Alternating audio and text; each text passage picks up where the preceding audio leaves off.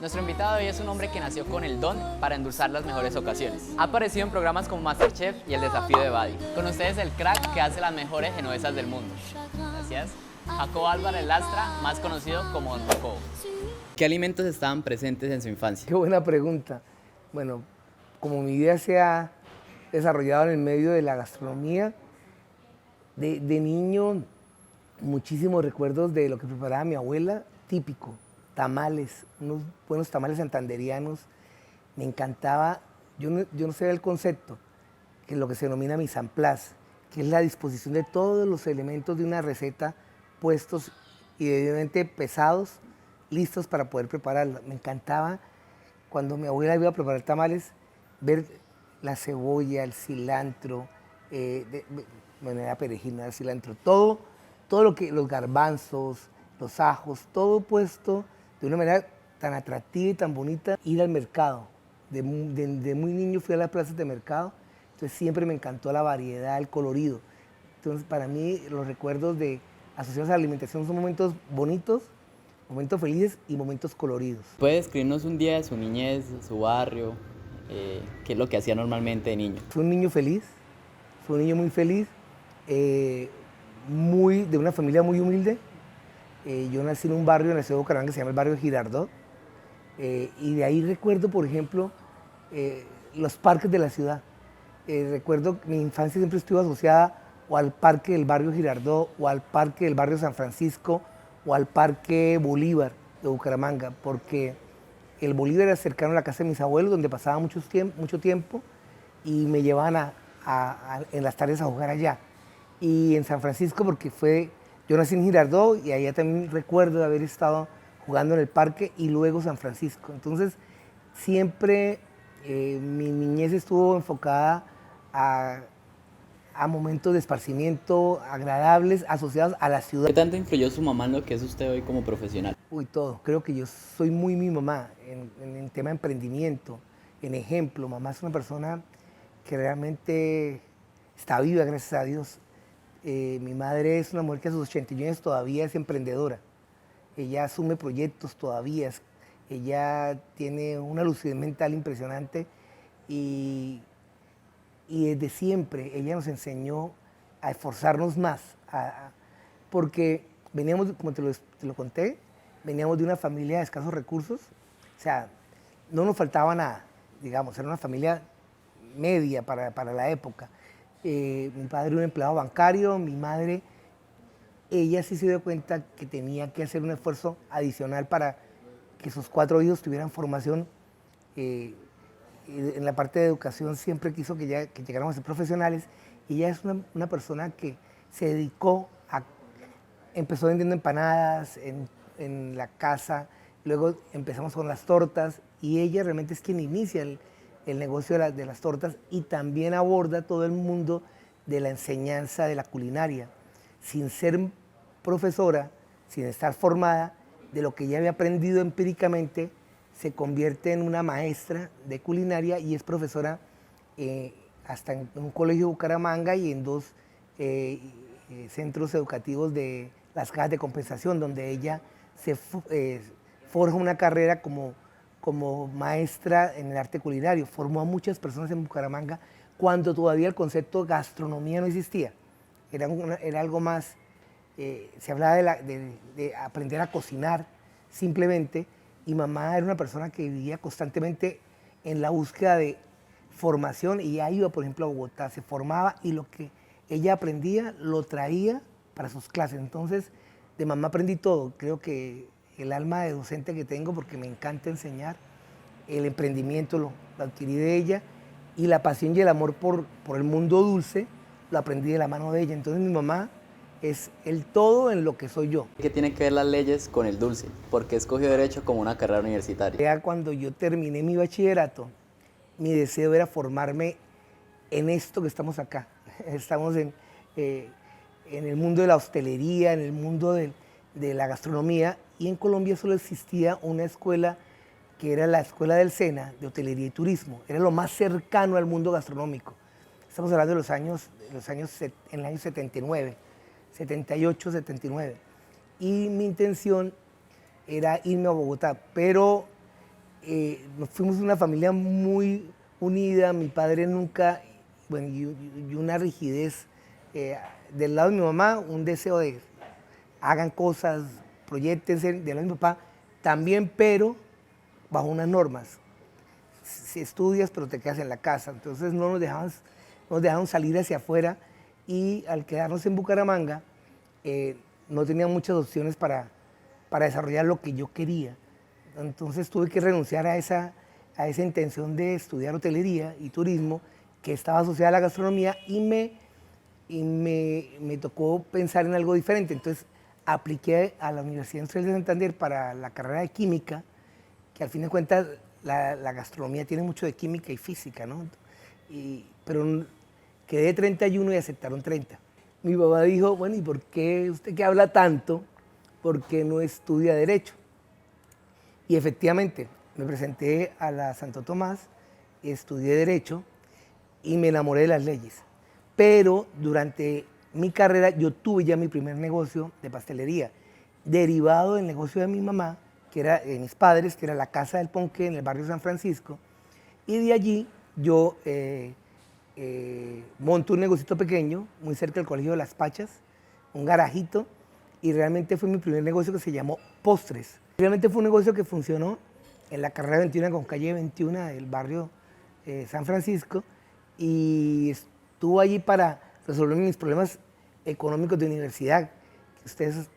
Tú sabes que estudiante uno necesita para la rumba, entonces siempre funcionó para eso, pero al finalizar la carrera yo tomé la decisión de cerrar el negocio. Estaba muy entusiasmado con el tema de mi profesión, y me fui a Bogotá, me especialicé en criminología y quería del todo ya quedarme en las leyes. Y definitivamente, estando en Bogotá, en ese proceso de formación, me di cuenta que no, que lo mío definitivamente era las tortas, que yo tenía que regresar a Bucaramanga, y ahí empieza la historia, el año 86, de lo que realmente se conoce como Postres y Ponqués, lo que ha sido la cadena de pastelería que nació en Bucaramanga y se ha extendido a todo el país. ¿Cuál es ese ingrediente secreto para pasar de un pequeño local en un garaje en San Francisco a lo que hoy conocemos como Don Jacobo? Básicamente ha sido tener visión de negocio. O sea, yo creo que yo tuve una visión muy joven de que yo iba a tener una pastelería, de tener un negocio, eso lo tenía claro. Y luego vino el enfoque y la persistencia. No ha sido, o sea, el primer día de producción todo se dañó, porque el horno estaba mal conectado, el horno tenía una conexión errada, eléctricamente no funcionó, y finalmente ese día tuvimos que, o sea, de una vicisitud, resolver y arrancar. Entonces creo que la persistencia, el enfoque te lleva a donde vas, pero persistir realmente es la parte más difícil. Bueno, y cambiando un poquito de tema, normalmente cuando nosotros nos vamos de viaje, pues vamos a los lugares más reconocidos, los lugares turísticos. ¿Usted por qué deja esos lugares a un lado y termina yéndose por las pastelerías de los lugares tradicionales que usted visita? No, yo hago las dos cosas, o sea, pero básicamente sí, sabes que es un tema de, bueno, ese benchmark que tú puedes hacer es fundamental. Para mí, en la ruta de mis viajes siempre tiene que estar la parte del mundo de la pastelería, porque además creo que uno nunca termina de aprender y siempre debe haber algo por descubrir, por mejorar, o porque realmente le queda a uno así sea para el conocimiento propio, pero siempre vale la pena. Siempre vale la pena disfrutar un nuevo sabor, ver una nueva presentación, lo mismo que tú haces, pero de pronto de otra forma. Ya que usted tocaba el tema de la genovesa, creo que es ese identificador que tiene Don Jacobo, quiero que nos cuente un poco cómo fue el inicio de esta idea, cómo empezó la genovesa y si ya es una marca registrada de Don Jacobo. Sí, bueno, la genovesa es una marca, o sea, la verdad, para el año 93, más o menos 93 al 95, en Colombia no existía una categoría de tortas húmedas. O sea, las tortas que se consumían en Colombia eran unas tortas tradicionales, más bien secas. Se rellenaban de arequipe, pues todavía las seguimos consumiendo, tortas de chocolate, o el famoso ponqué negro, que era algo muy tradicional, que ya se ha perdido mucho, las generaciones nuevas casi no lo consumen. Yo voy a México a un evento que es parte de lo que creo que me ha hecho como empresario y encuentro toda una categoría de tortas nuevas que se llaman tres leches, que es un bizcocho totalmente remojado en una mezcla láctea. Y a mí me causó curiosidad porque no tenía nada que ver con lo que nosotros consumíamos, pero ya era una torta muy apropiada por el mercado mexicano. Y allí conozco a alguien, a un chef, que me invita a su pastelería y me cuenta un poco más de lo que es la cultura de la pastelería en México y me muestra ese producto, un producto que yo digo, wow, ¿esto qué es? Esto es diferente, esto yo no lo he comido. Simple decoración, muy sencillo, pero tenía algo particular. Esa identificación que hice yo de ese producto, dije, voy a traerlo a Colombia y se me ocurrió que como era una categoría nueva, que no era, nadie, pues la gente en general no la conocía, solamente la conocía la gente que viajaba, pero realmente no era de conocimiento general. Yo dije, vamos a crear una marca. Y se me ocurrió crear la marca Genovesa. Introducir el producto no fue fácil, fueron varios años, yo creo que casi 5 años, hasta que logramos que la gente hiciera como ese clic en el paladar y dijera, esto es diferente, esto es rico, esto se asocia a recuerdos agradables, esto me sabe un poco a leche condensada, un poco a leche, algo, es una cosa incierta, pero es un sabor muy enfocado a lo lácteo, a recuerdos de infancia, que tiene mucho que ver con tu primera pregunta, y empezó a gustar. Tiene que prepararle una torta a 5 personas que han marcado su vida. ¿A quiénes invitaría y qué sabor le daría a cada persona? A mi madre le daría ese componente de azúcar y esa pizquita de sal, porque mamá tiene esa característica de ser una persona exigente, entonces la sal es lo que balancea, ¿no? Entonces el azúcar y la sal.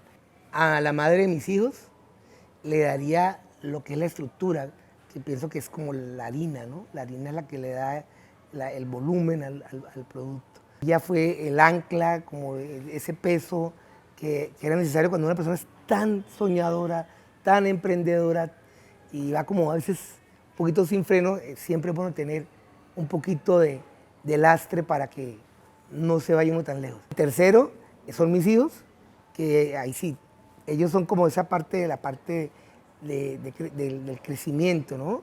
Entonces el polvo de hornear, que es tan importante en esto, y puede ser un poquito también la amalgama, que son los huevos, porque son mis hijos, mi hijo mayor, Jacobo, y mi hija Luisa Margarita, quien hoy está al frente de la compañía. La cereza del postre, ya la parte bonita, la parte de decoración, a mi nieta Micaela, o sea, es realmente lo que demuestra que justifica todo lo que tú has hecho en la vida. ¿Cómo visualiza esta empresa en un futuro y ya que está bajo, bueno, no sé si estará o ya está? Ya está bajo el mando de su hija. Antes de llegar acá, veníamos hablando con mi hija porque a ella le preocupa mucho el futuro alrededor de la alimentación, alrededor del tema del consumo de azúcares, ¿sí? Realmente bueno, se nos vienen unas normas impositivas que en cierta forma castigan el consumo del azúcar. O sea, si quieres consumir azúcar, paga un impuesto.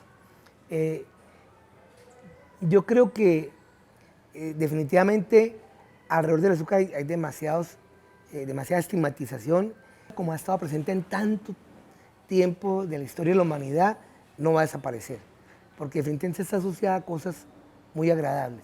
Que debamos consumirla correctamente y en la medida, en la justa proporción, válido.